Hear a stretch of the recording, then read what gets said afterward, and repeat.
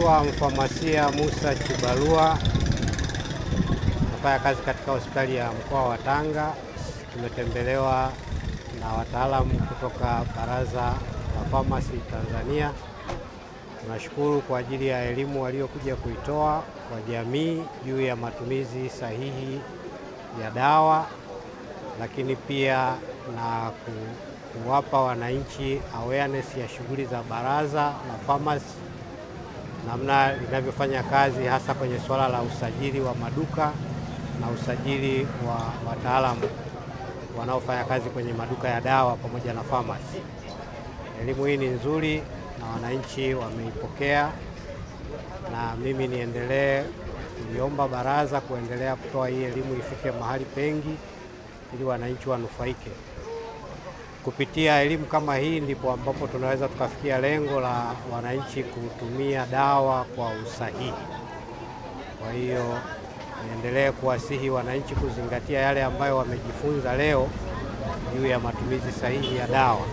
Na changamoto kubwa ambayo inajitokeza kwenye jamii nyakati za kutumia dawa ni hasa ule muda sahihi wa kupata dozi yake.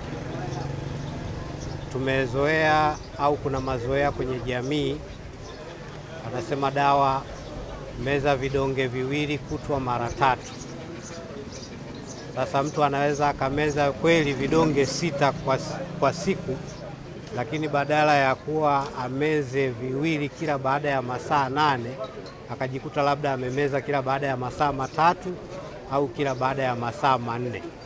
Sababu kitendo cha kumwambia meza viwili kutwa mara 3, kwa hiyo anachoweza kuangalia ni zile frequency mara 3, lakini hazingatii ule muda. Kwa hiyo kinachotakiwa ili dawa imezwe kwa usahihi na ikafanye kazi iliyokusudiwa, badala ya kuchukulia ya 2 kutwa mara 3, basi tuchukulie ya vidonge viwili kila baada ya masaa 8.